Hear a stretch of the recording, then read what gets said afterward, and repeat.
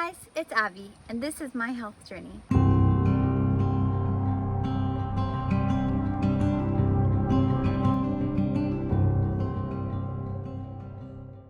Today we're going to be talking about setting boundaries. Setting boundaries is a huge part of mental health as well as mental sanity. Growing up, I was always a doormat for all of my friends and family. They would always say phrases like, "I can count on you. You're so dependable." Yes, dependable to be used and abused, but not really how you want to be counted on. Oftentimes people would use me for their financial gain or otherwise. They would ask me to bail them out of their financial situations that they had gotten themselves into, and I would do it Because I didn't know how to set healthy boundaries. Some of the indications that you may need to set boundaries is that people are saying things or doing things or putting you in situations that make you feel uncomfortable, and either you don't feel like you have the right to say no or you feel powerless to say no.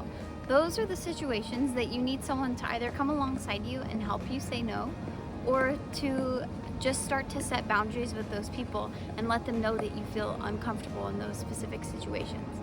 Oftentimes, when we have grown up around toxic people, it's difficult for us to be able to identify bad behaviors or behaviors that are not okay because we're so used to being treated that way, and it's ingrained in us that we deserve it and that those behaviors are actually normal. If these things are feeling true for you or ringing true for you, you may need what I needed, which is to have people come alongside me and let me know that the way that I was being treated wasn't okay. And sometimes they would even come with me or talk with me or pray for me when I was having to have confrontational conversations with people and talk to them about how they were treating me. And for me, that was very helpful because I felt like I wasn't alone when it came to setting boundaries with others, and I had support and I had people that were there with me, whether they were there with me physically or not. Something else that I started doing was to start actually setting boundaries with people, which sounds kind of funny to say, but it is the truth. So I started out small for me. So I would go out to coffee and everybody always expected me to pay for everybody's coffee because that's what I had always done. So I started going to coffee and I would only pay for myself and I would have everybody else pay for themselves. Or I would have people ask me to go buy them stuff and I would say, "Sure, can you cash out me for what I'm going to buy you?" And so I started setting expectations that I was not going to be the one paying for it. I was not going to be the one fronting all of the costs, and that they actually had to front their costs of things.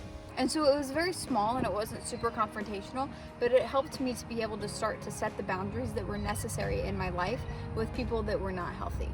Another thing that I started doing was to set verbal boundaries with people. So if people were yelling at me, to look at them and be like, "Hey, you're not allowed to speak to me that way. If you want to lower your tone, then I will have a conversation with you, but if not, then I'm going to walk away." If that is a little too difficult for you, you can quite literally just walk away. People don't have the right to yell at you or talk to you however they want. You can walk away from this scenario, and it's a lot less confrontational to just walk away than it is to try and have the conversation.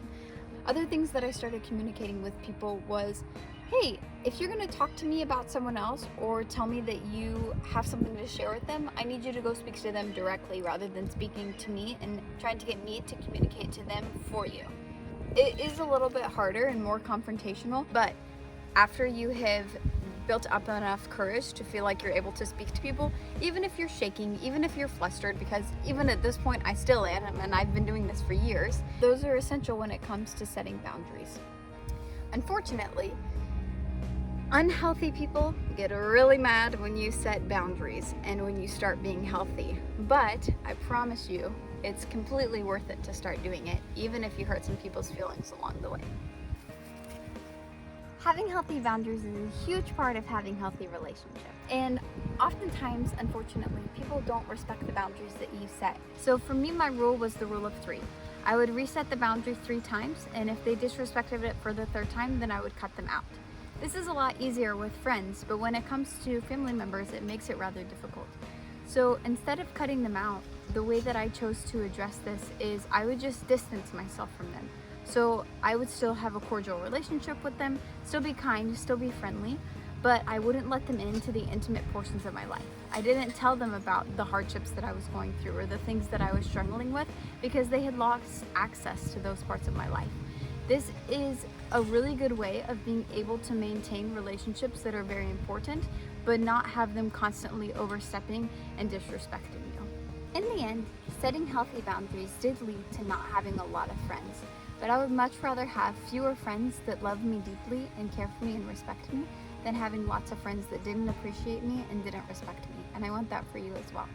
Okay guys, thanks for watching. If you have any questions, please leave them in the comments below and I would love to answer them. Thanks for watching and have a great day. Bye!